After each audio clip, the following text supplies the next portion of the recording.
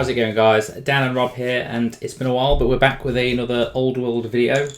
Today we're just going to give a little discussion over an event we've got coming up at the weekend. So we're both heading down to Stockport for the Toy Soldier 2 Murderers Row event. So a lot of big turnout of players. Obviously, you said it's 62 players at this event? 62 players. Pretty big one, yeah. Because we went to the Nottingham GT in January. Yeah. 30 of us. So it was still a decent size, but 62 is pretty big. Yeah, it's certainly going to be an interesting event. So obviously we're not going to go through everybody's list, but we're just going to give a quick rundown of the list we're taking, our matchups, and then maybe a few little predictions in some of the matchups and maybe an overall winner. So do you want me to start, or do you want to start? No, you go first. Right. Well, I am taking the good old Bretonnians, like I always do. Gone back to the Grand Army. I have. Exiles wasn't working for you. I took Exiles to one event, and the Cannons betrayed me at every corner. Every time. There wasn't a single game that one didn't misfire and blow up turn one. So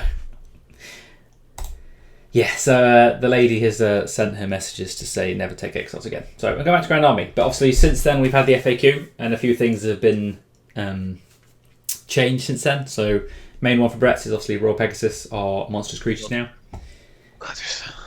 So,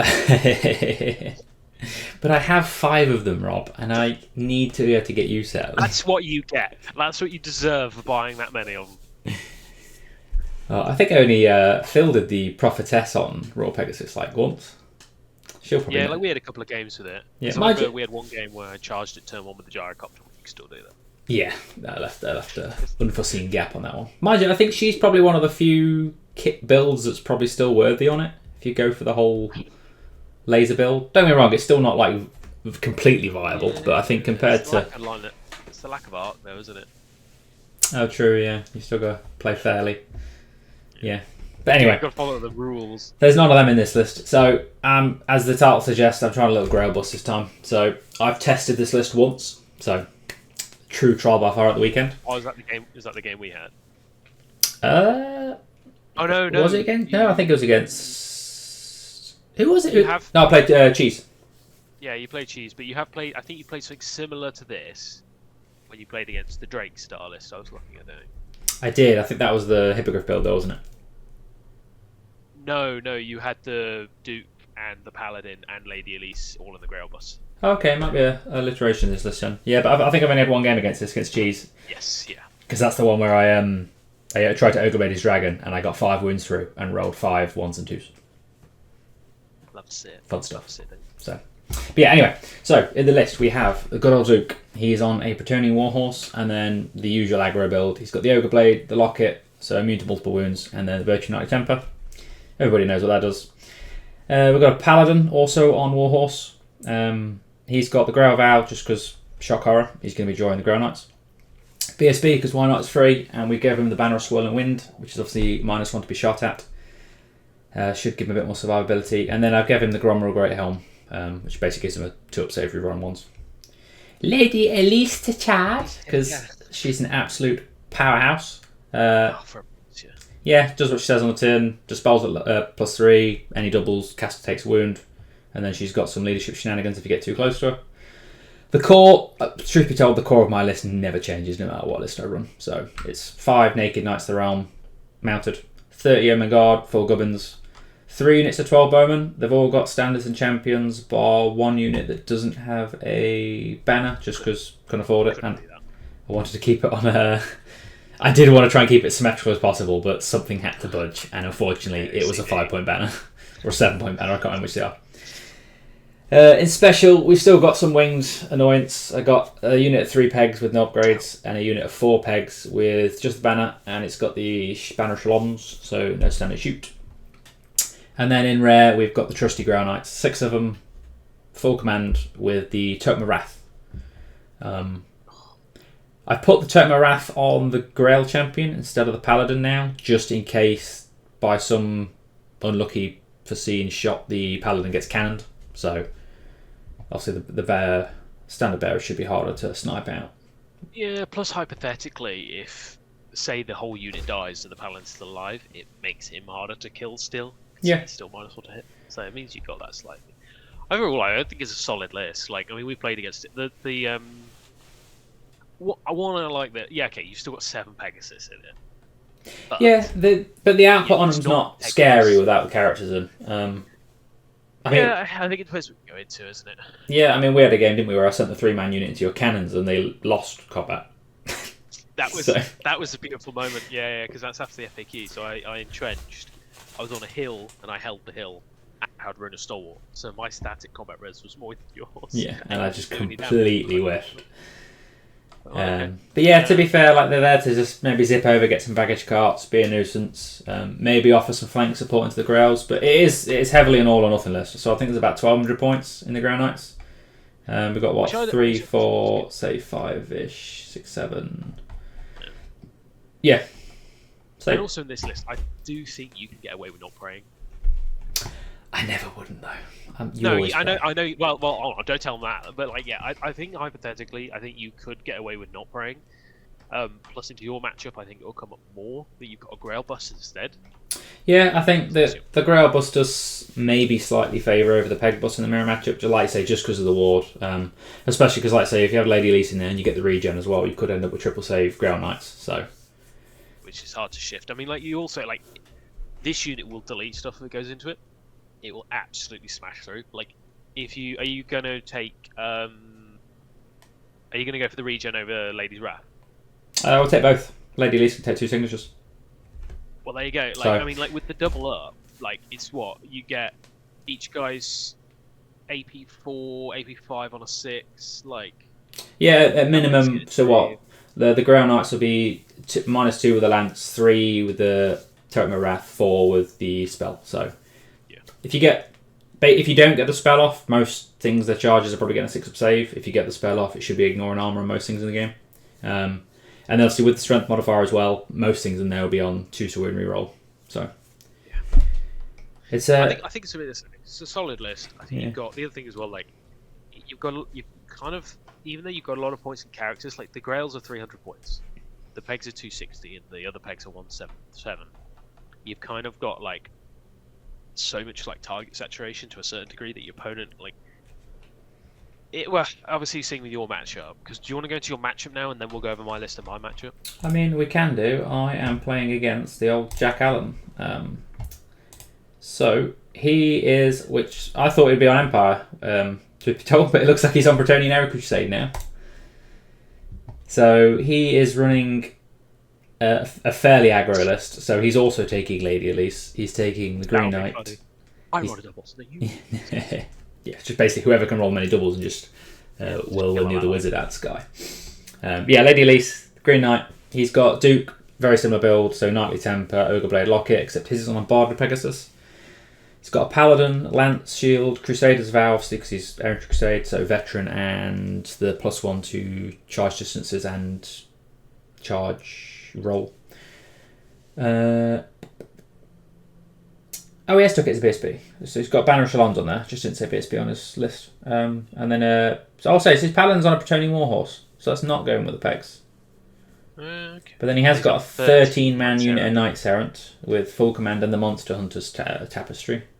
He's got another unit of 6 Knights Errant with just the Champion and the Musician. And then he's got 3 units of Squires, 2 at 14-man with the Musician and 1 with just 5 as Scouts. And then obviously he's got a 5-man peg bus with First Knight, Standard Bearer, and then Totem of Wrath. So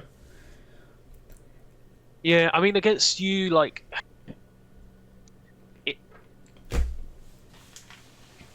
the one disadvantage you have is effectively he can be in a position where he can countercharge you, but you can't countercharge him.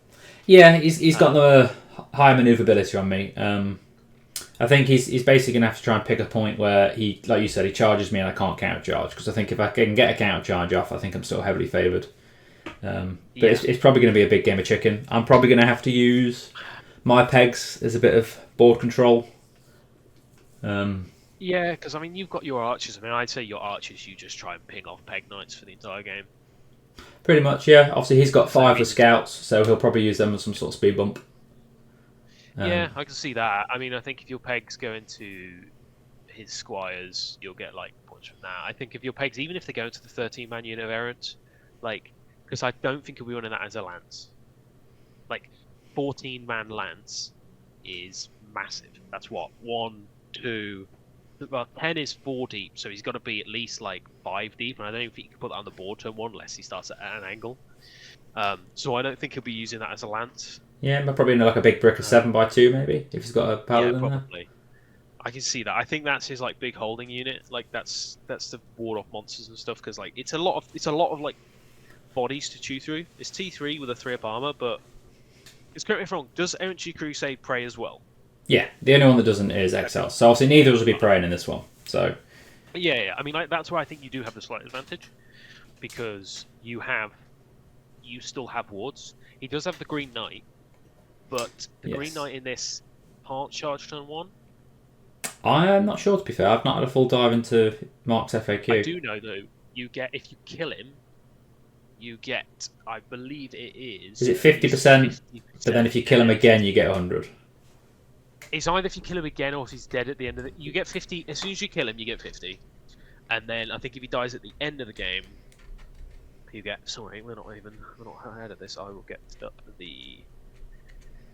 Yeah, so like I say, it'll be interesting because at least basically my entire Grail boss will have a ward save, and then his Duke and the Green Knight will have a ward save.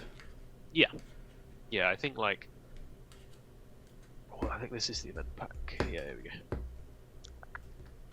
They put in a few FAQs for this event, like one of which I think is going to make vampires not very popular one.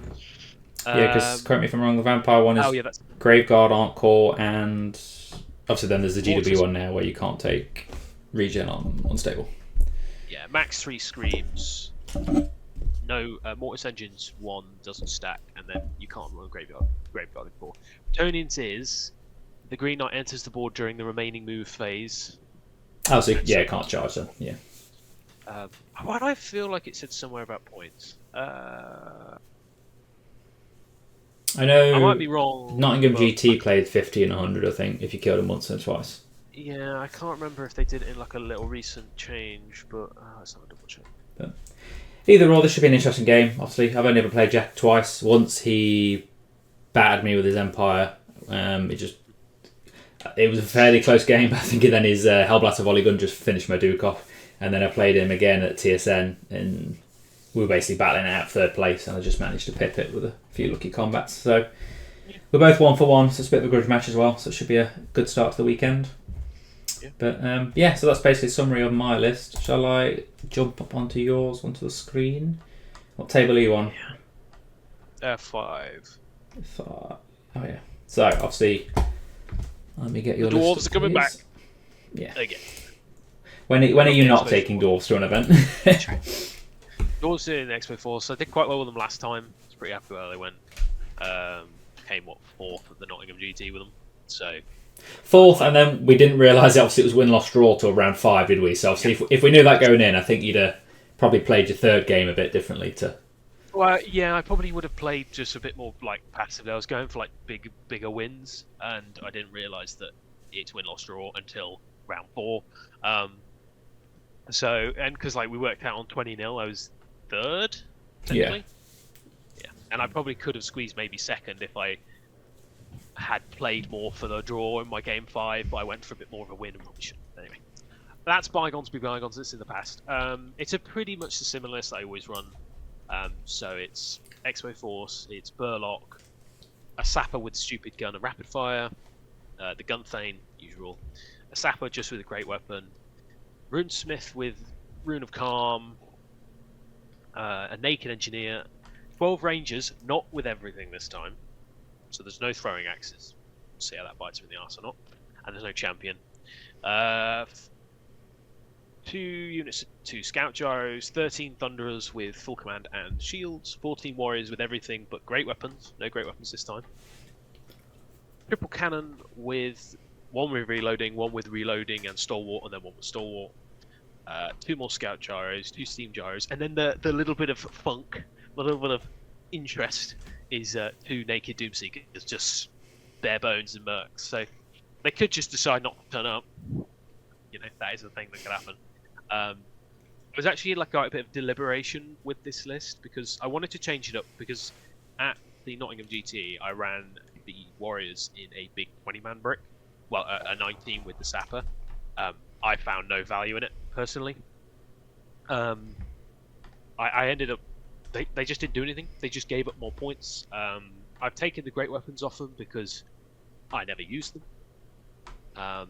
The only real one I'm umming and ahhing about is I'm worried the ranges are a little too small at 12. You normally run them at 14.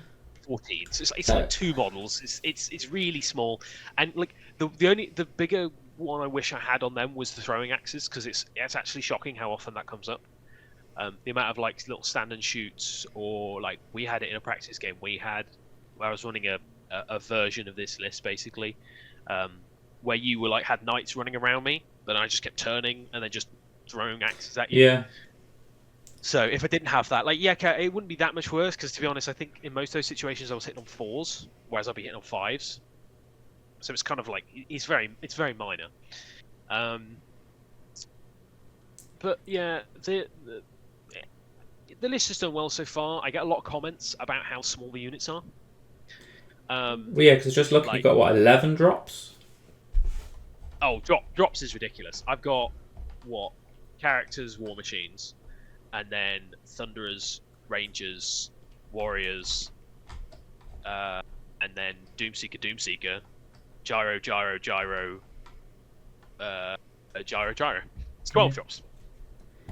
But then, like you say, obviously, you haven't got any massive bricks of inventory, but obviously, I'm presuming the Sapper's going in the Thunderers. Or, obviously, depending on your matchup, most of the time, I presume he's going to Thunderers. So, most things aren't going to be able to charge that unit, and... what, sorry? Well, I have one in Warriors, one in Thunderers. Oh, of course, you've got 2, haven't you? Yeah.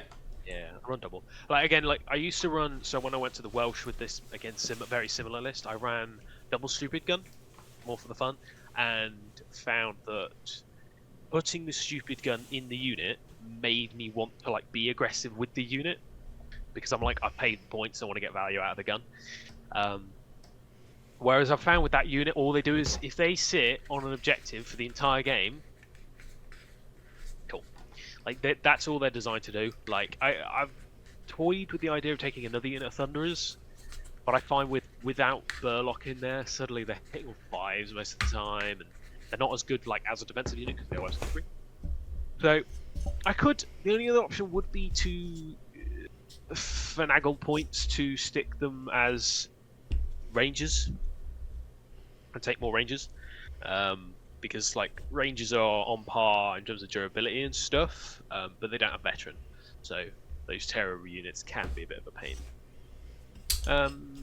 But yeah, we'll have to see. I like the list. I've practiced with it quite a lot, and yeah, I think it's a solid list.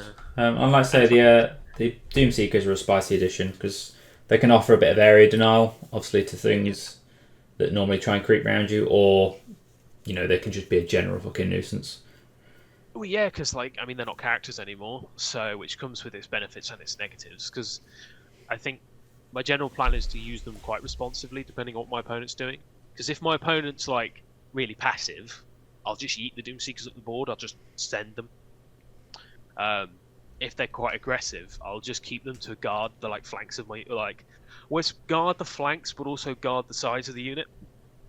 The only thing I need to be careful and mindful of is my opponent's charging the Doomseekers. Yeah. And just flying past me, which is obviously an arguable risk, but I think with the kind of list I'm building,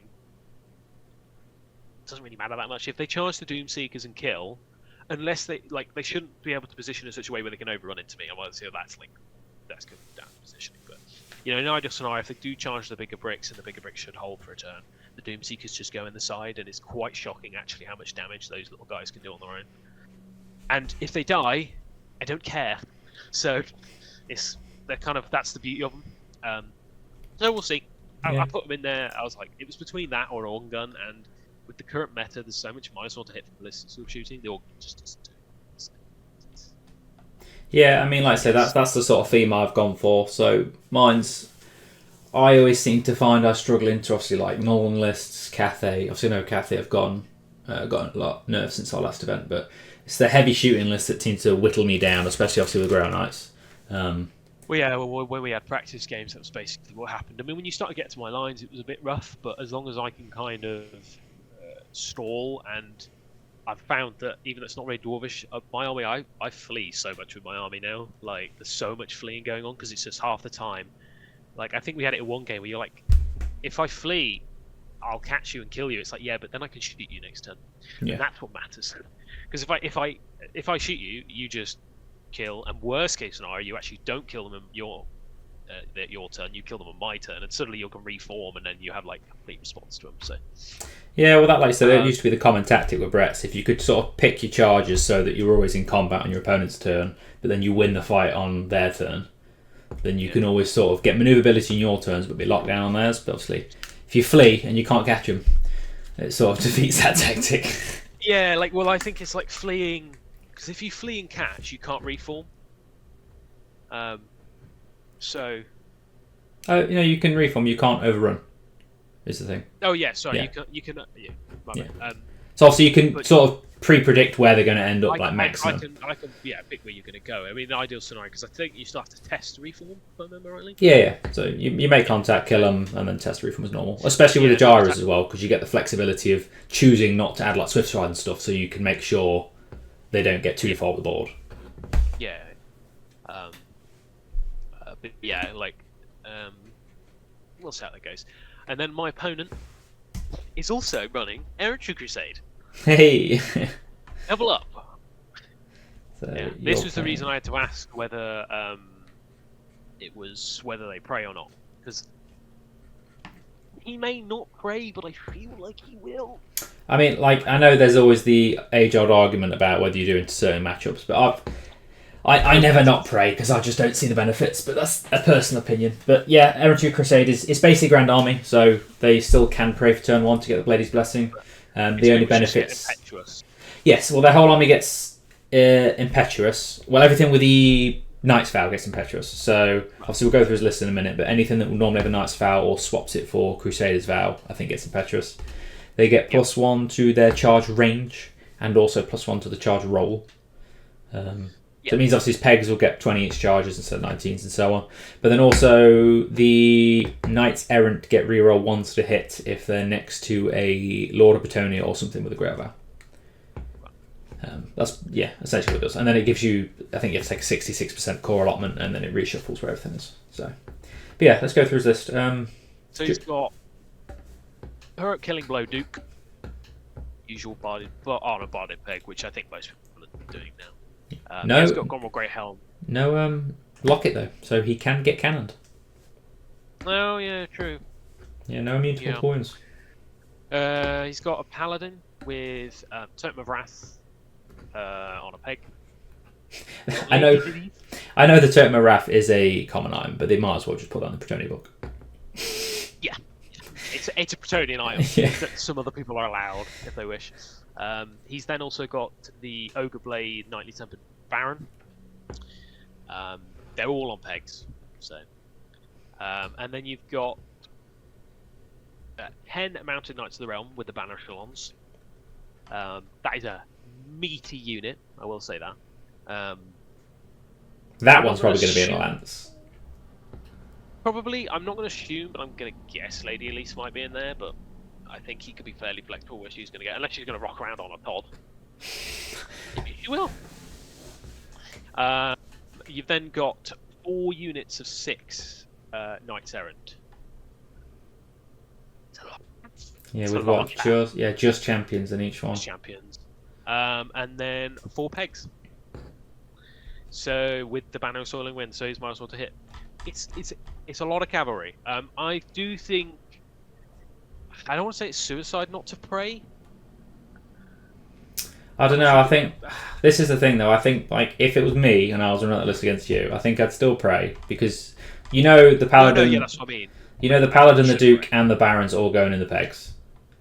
Mm-hmm. And then you basically just like build a cage deployment, so maybe you can't get as many cannon shots turn 1.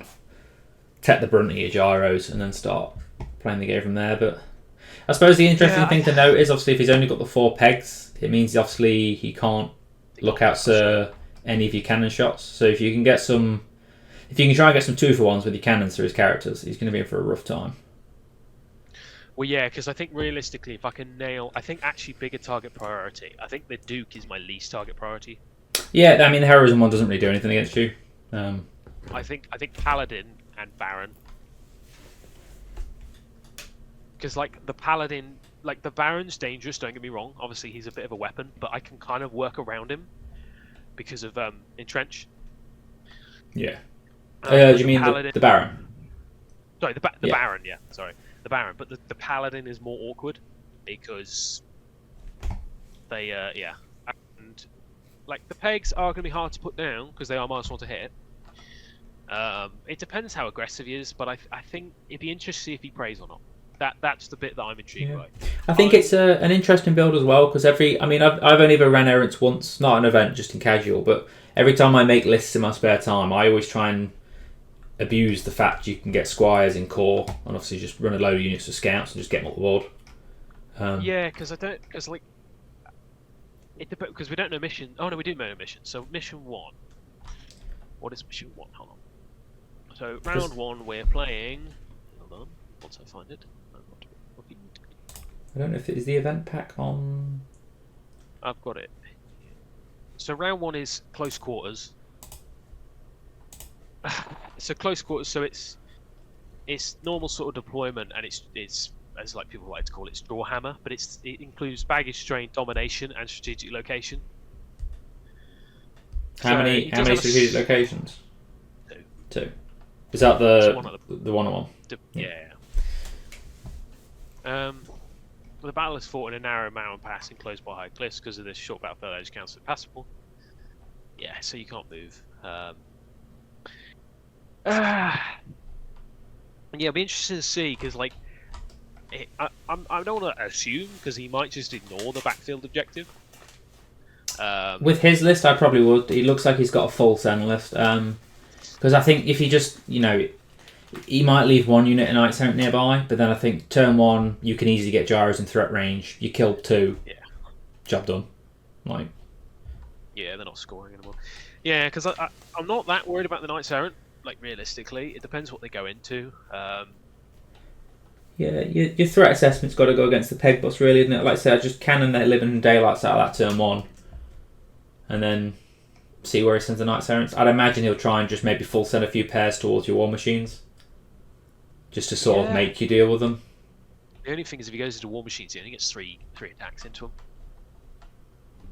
Well, sorry, 6. Well, he'll get the full 12, because he'll get the horses. Because he'll blunt. Because they're entrenched, so it's disordered charges. Oh, yeah, well. Yeah, so he'll get 6. That's how he can fit only 3 guys in, and he'll be, and especially because, correct me if Knights Errant are Westicle 3. Yeah, they're basically they're mountain knights run, but Westicle 3 instead of 4. Yeah. Still strength and toughness 3, still 1 attack. They might be leadership 7 instead of leadership 8 as well, off the top of my head. Because I think my plan is that I'm not going to use the stupidity for any kind of value. I think my main plan with that is just to just use it as another gun that can go into the. Yes, because that's obviously the whole army will have veteran as well. So there's obviously. I think it very much comes down to how I respond to his list. I'd say a lot of people have betted against me losing it again. So. I think it's just that, like, on paper, like, say, your list does look quite diluted, but I think, obviously I've had plenty of practice against it, so I know how threatening it can be. You've had so much fun at it. Yeah. Like, it is an uphill battle against your list, just because everything you want to get into combat with is, like, say, it's got sappers as a trench, so you're going to get your full output attacks. On average, most of the time, you bounce off those units unless you can make them lose the entrenched. And then, obviously, in the turns in between where you're trying to figure out what's going on, you're just getting peppered to death by lots of small on fire. Yeah, I think the thing as well, and this is why I like the smaller units, because it's like that whole thing of like, because hypothetically, if I kill, like, let's say the if he does manage to get into like my infantry, even if he kills like the rangers, it's like 160 points. If he kills the warriors, it's like 100, like it's less than 200 points. So I'm going to be mindful of the banners. Like, I don't know if he'll try and get banner kills with the Knights Errant. Oh, for the extra points. Yeah, because I think because if he's charging anything like with, because he's got the banner echelons with the Mountain Knights around. Now, correct me if I'm wrong. If he charges a unit with the banner echelons and like another unit, I could still stand and shoot the other unit, right? I can only not stand and Yeah, shoot. yeah. It does like disable your stand and shoot. It just means you can't declare it against that particular unit. Yeah. So I'm looking forward to it. I've never met the guy as well, so I want a good game. Like, that's the sort of thing. It'll be an interesting one. The domination is something I've got to bear in mind. He can do that, and if he goes second, like, I will have to keep that mindful. But maybe like I can try and like. Yeah, I think if you can do well against the peg boss, and obviously make all your entrench tests, I think you'll do fine against him. Yeah. Then obviously you're just playing fate of don't roll misfires, but you've got plenty of engineers, so. Yeah, we'll have to see. I mean, like, I think it'll be interesting to see how he plays it, like whether he keeps a unit on the objective or not. Yeah, I think normally if I've got 4 units of errands, I'd use one just to dump on the back. I mean, it's the same reason I've got 5 knights that are armed, just because A, they're attacks, and B, if there's an objective or a baggage cart that my peasants don't want to hold, like, fuck it, I'll chuck them on. They're not gonna kill anything anyway. But I think with you, I don't think he can afford to sit at the back, so I think he's just going to full send and start trying to mitigate some losses. I guess if he does that, I can then go grab his baggage train and stuff as well, hypothetically, but then hopefully he try and get onto mine, but we'll have to see. I might try and castle a fair bit. I might try and be a right cheesy bastard and stick my cannons behind my baggage trains. Baggage train. Or like even like one of the units, to be fair. Like stick the thunderers in front of it. The only thing I've got to be mindful is like, because can you because they're impassable, right? So if he overruns, he'll just stop. Yeah. Yeah, they're no longer dangerous, are they? Because they're impassable, so you can't go onto them. But then they're impassable, but they don't block line of sight. No, yeah, that's why you can do the whole cannon. Yeah. But well, I have to double check in the FAQ of this because they might have FAQ'd it that you can't trick shot. Well, you're not trick shotting it. You can't. It's the crunch rule, isn't it? But that's specifically. That's on the bounce though, so I think it'd be fine. Yeah, like surely it stops you from getting cannoned, or is that no? That's not just impassable terrain, is it? That's just specifically hills. No, and impassable. And impassable. It's because you can do the skipping. So yeah. I mean, like it would be an interesting game. Like I'm one of those where I'll never underestimate him, like how he plays and stuff. I'll be gunning for the pegs turn 1. I think. I mean, like if he doesn't pray, fair enough. I do think it comes with that element of risk though, because like he's more likely to go first because he will be getting the +1. But if I go then first and he hasn't got a ward save, like he'll have a ward save on the Duke, but doesn't have a ward save on the Paladin or the Baron, they could just get like nailed by cannons. So. Yeah, and then like you say, as good as Peg Knights are, when you're running the buses with the characters, they're basically just wounds for the characters. Like they're just there for protection. So you'd rather have that ward and maybe make a few 6-ups and keep a few Peg Knights around. Yeah, because the thing is, even if they get in to my unit, I don't think I'm that concerned in some way. Because like, if they get into an entrenched unit, the frontage is quite small.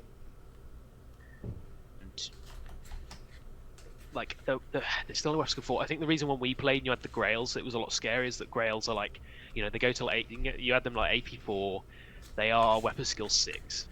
Yeah, so it was basically, it was still 6 attacks, 3s, 2s, reroll, 1s, ignoring your armor. That's the thing. And even the horses, the 4s at AP1, reroll 1s. Yeah. So I'd say I think it'll be an interesting game, and should be interesting. But that's our game 1s. Hopefully they go right. And we both ideally you want small wins. We've learned this. You don't want big wins round 1 because then you get put into all the real horrible stuff. Yeah, you want a few small wins and start just scraping up the ranks rather than getting plunged into the shark tank straight away. Speaking of horrible stuff, so what do we think? Like, we haven't looked through every single list. I have watched like a few videos about the other lists. We were originally going to do a full go through of every list, and then we realised there's 62 of them. Yeah. This will take forever. Well, what we got faction representation wise? Obviously, there's a lot of Brett's players from what I can see, About but 12 Brett. There's a good mix because there is an ogre player. is there? Yeah, there's an ogre player. Alex Elliot's playing ogres. What table's he on? Like, he's on table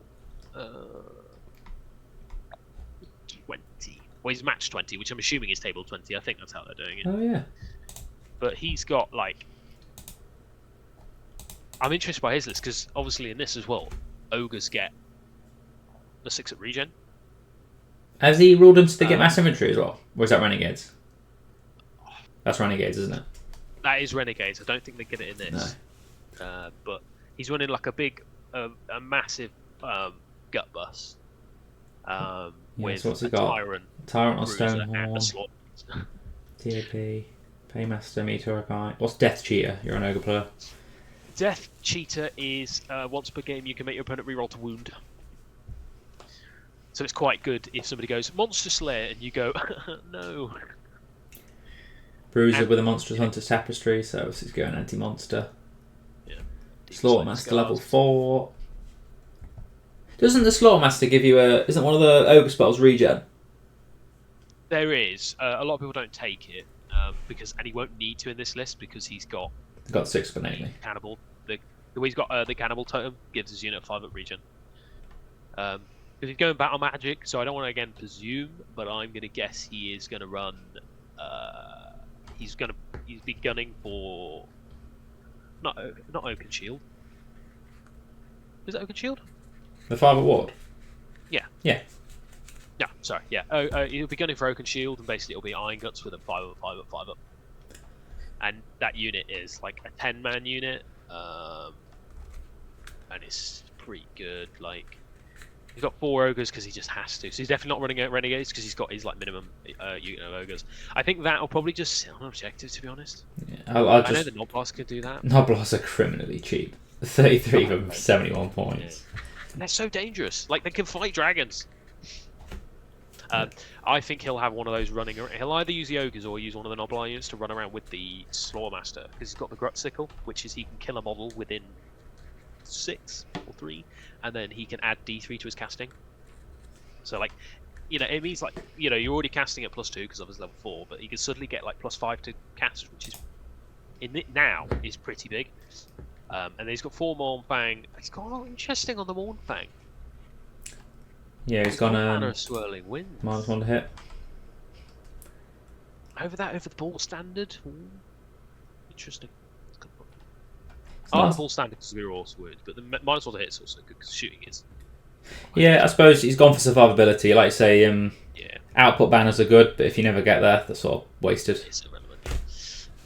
I think, like, and this is not a new take. I think the big bad at this event is going to be Beastmen because Vamps have been quite heavily comped. I mean, there's still a few Vamp players like 5. bring in one. So there's What? Jack Ward. What is Jack actually running?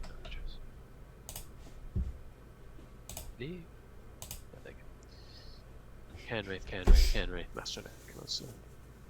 Holy hell! 160 zombie. Yeah. It's an interesting list. I mean, like, killing that. You're never killing those zombies. Yeah. You know what I mean? Like, and then you'd have to hit pretty hard to deal with them. The obligatory 2 units of Hex Wraiths as well.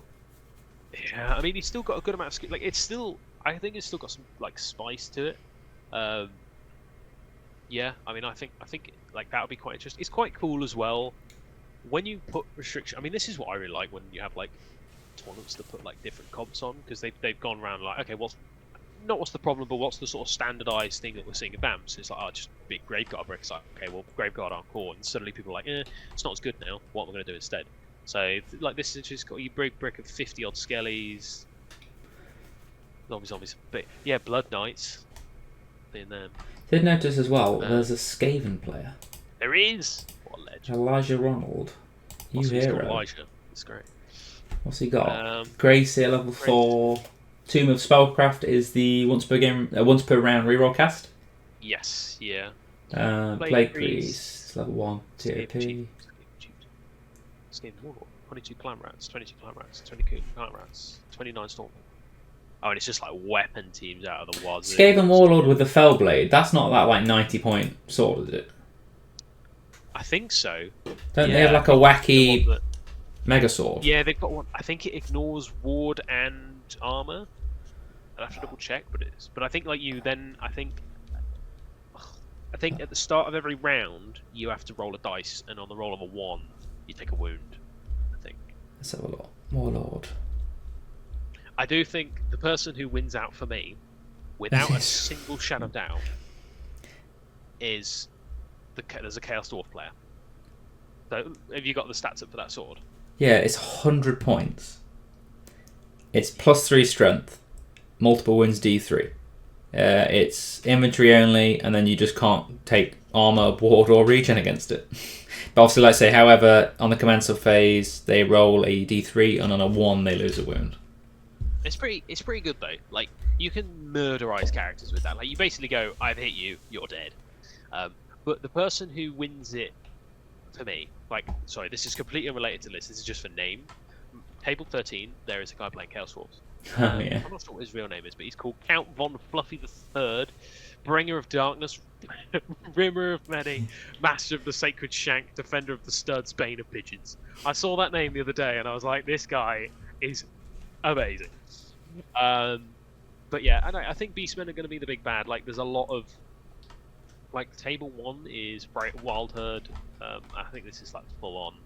So he's got a Beast Lord with Gnarled Hide, Slugskin, Black Maul, full plate. A Bray Shaman level 2 with Totem of Spellcraft. A Bray Shaman level 2 Demonology, Lore Familiar. A Great Bray Shaman Pelt of Midnight. Level 4 Hagtree Fetches, Rearing a Ruin. A Wargore with the Victrillic Totem. I can't remember what that one does off the top of my head. No, I can't either. I think it's a Beastman one. So Gander. And then I'll come back to that. But then he's got 45 gore, the usual thing with the Monster Hunter's Tapestry, 20 Primal Warherd, Razor Gore, 10 on gore, 6 Harpies, and a Herdstone. It's a pretty good list. It's very similar-ish to what I thought round 1 at the Welsh. I'm presuming it's a banner? I think it is. Oh! It's not the anti-fly banner, is it? The only other thing it could be is it maybe. Oh, it gives the unit poison detect. Okay, well, interesting. He's gone for that. I mean, damage output's pretty decent on that. It's surprising. But yeah, I mean, like, I know a lot of people are running. Like, some people are running the Mindstorm to hit.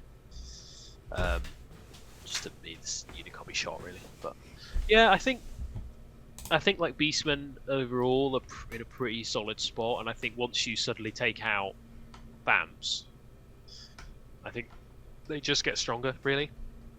Yeah, well, I mean, a quick glance, your top representation is basically Beastmen, Bretts, Dwarves, I'll be honest, and Orcs and Goblins. There seems to be a few. What we got? Yeah, we've got one.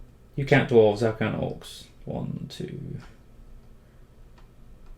3, 4, 5. There's 5 Orcs and Goblins player. Then again, there's 3. 4. I think there's about 7 or 8 dwarves. Okay, and then there's 4 Vamps. There's a fairly even distribution of factions, yeah. I think there's only one Wood Elf player, and I believe that is Fraser. Yeah. No, there's 2. No, there's one more. Yeah, Fraser's never not going to bring his Wood Elves. Nah, yeah, he's loyal to call. I mean, to be fair, I would say what's quite good in some ways that we all are. Like, I've always played dwarves. I tend to only bring Chaos out at like Throne of Skulls or like wacky events, but then I tend to bring out like the Demon Prince, the Hell Cannon, Giants, stuff you never normally see. Hell Cannon is a god.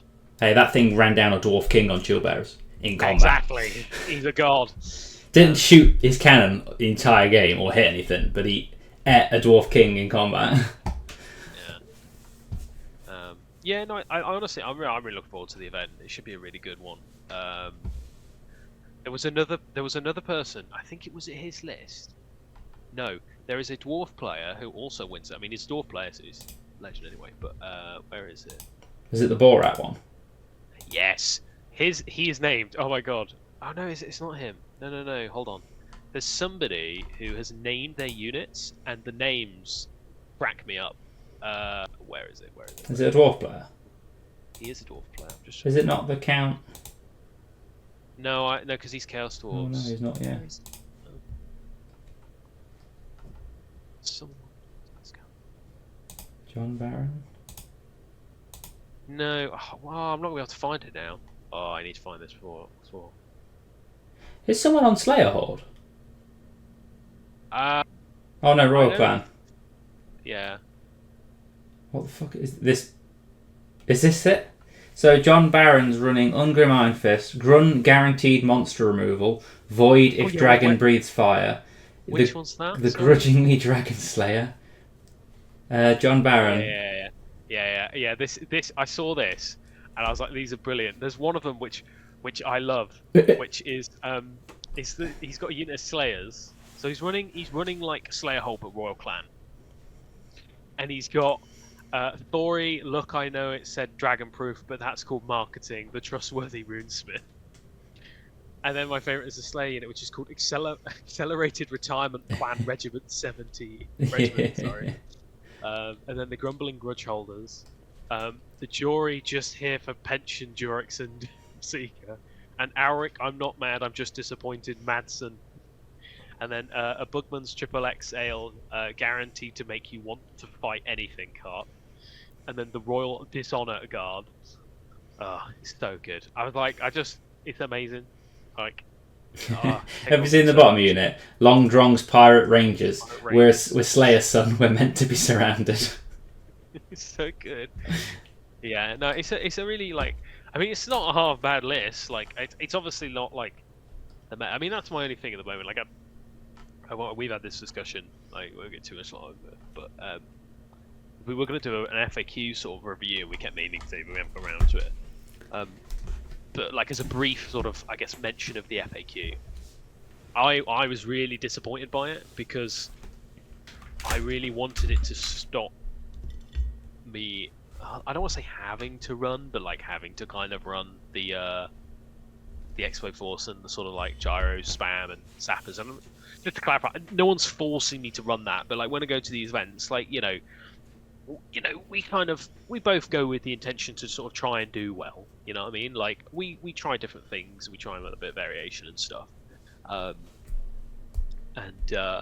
it can be like I'd love to run Slayers. Like that is an army I'd like to do. But like I tried the Drake Star list a couple of times, and it's okay. But I just personally don't like it. Like I've had it. I think what I'm not a massive fan of, and that's why I guess my like units are so small, which is when I get it, is because I don't like the eggs in one basket. I don't really like the Death Stars, really. Like I've got a mini one, but like the big Thunder Star, I don't like it because for me, it's like as soon as that unit's dead, it's like game. Yeah. Well, I think that's the sweet spot of your list. Like it is a little. It's like competitive old school dwarves. You've not gone full whole hog on the gyro spam, but you've got enough for it to be flexible. But you've also got like a few little dabbles in core infantry units just to play a bit of rank and file.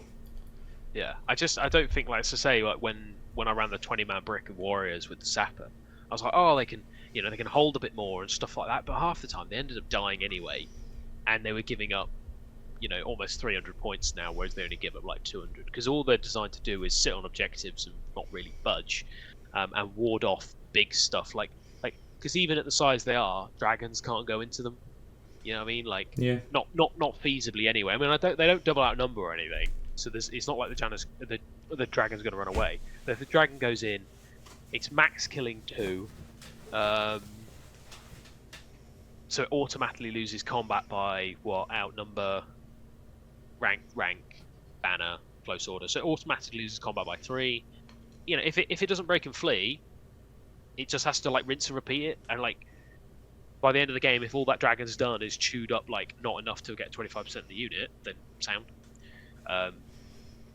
So yeah, we've had one of the games we had where it was like the first time I was running the expo with the sappers and stuff, and you tried exiles into it, and I made quite a big blunder in those games. That was like quite early on using the list. And I left you a turn 1 charge with your pegs, and I was like, okay, this was a mistake. And I tried to kind of like speed block, which I probably shouldn't have done in hindsight, because even when you got the full peg unit in, you lost combat and had to like run away. Yeah. And it was like, oh, okay. It's shocking how much you can actually hold, but yeah, I think it's. I'm looking forward to the event, as I say.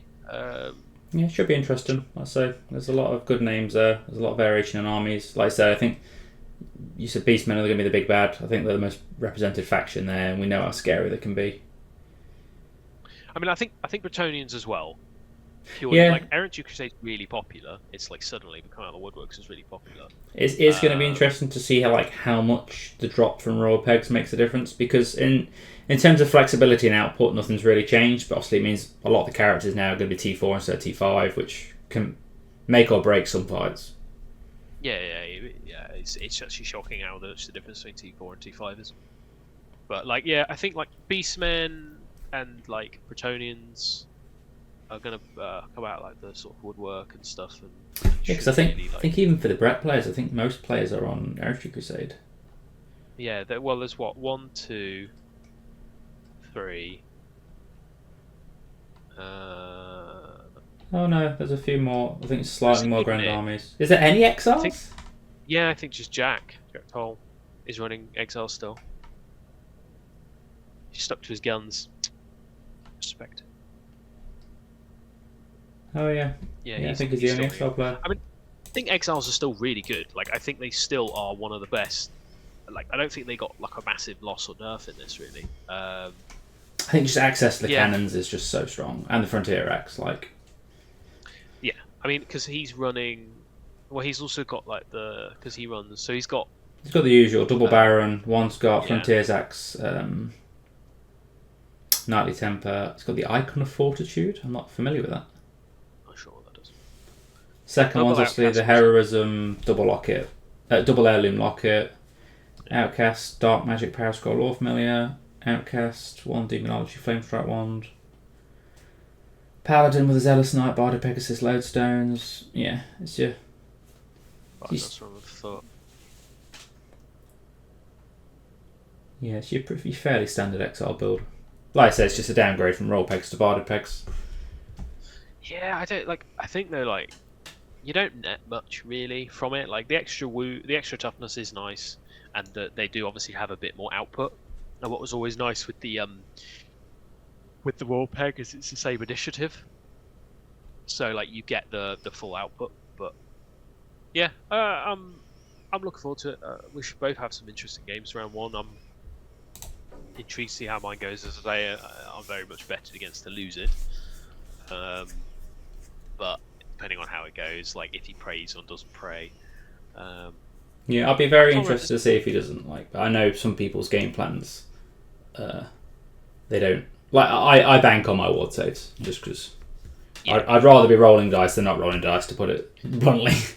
Yeah, I think it's like because I think it's one of those where it's like, do you take that risk? Go turn 1. And like when I played Adam at the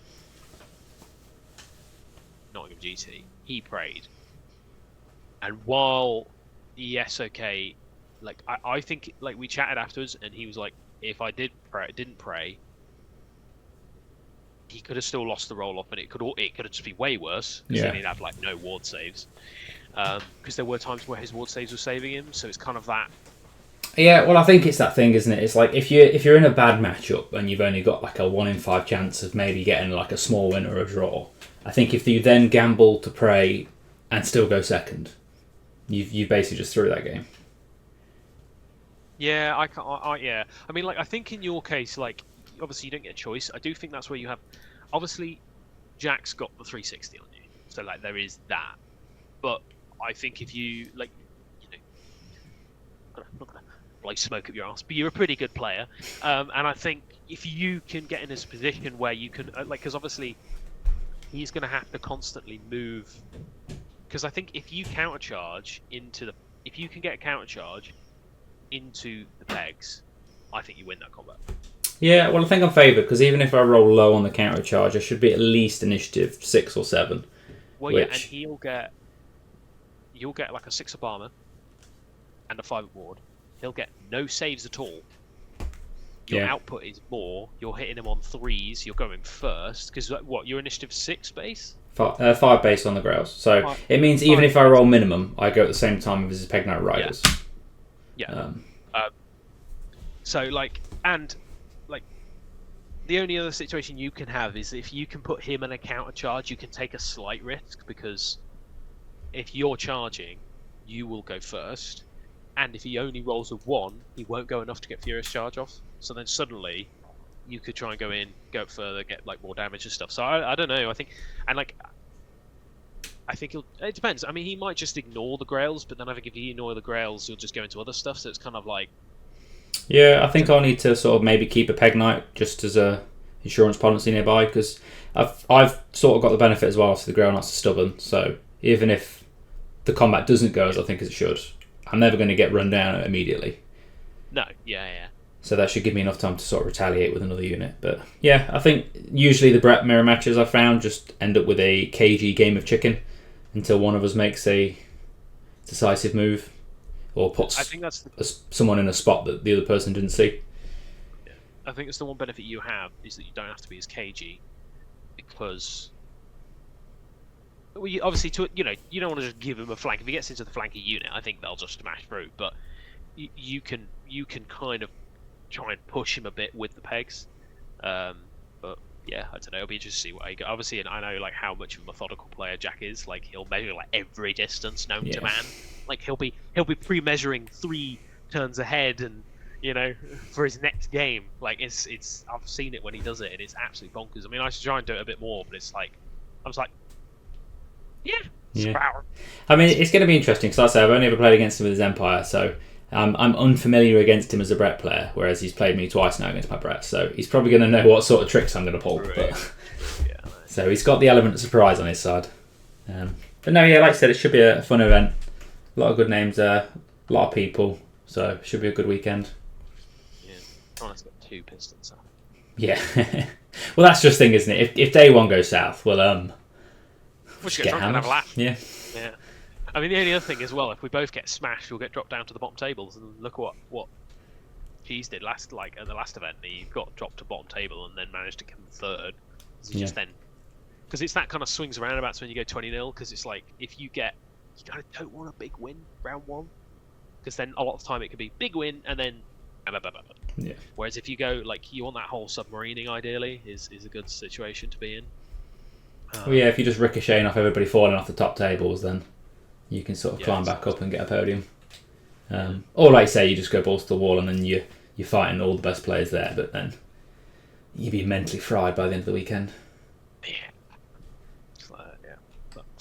Yeah, I would say I think that's everything. Like we might try and do like a little after event, take a picture of our armies and stuff, and I'll try and take pictures for my games. Yeah, I want at least. I always forget. I at least want to try and get maybe a picture of the deployments, just so we've got something to talk about afterwards. But yeah, like I say, sometimes you just get that engrossed with the game, you forget to take the turn-by-turn pictures. Yeah. Or I do the opposite, and I remember to take the turn-by-turn pictures, but then completely forget my game plan. It's like, I took pretty pictures, got smashed, but I took pretty pictures. Got smashed. Yeah, I got actually rinsed, but yeah, no, I'll try and do the same. But yeah. Yeah, right. Yeah, we'll call it there. Like I say, we'll try and either get some maybe some vlog videos while we're there, or pictures, and then at the very least a video on the way back to see how we did. Yeah. So. Yeah, definitely. Alright, hope you all enjoyed, guys. Take it easy.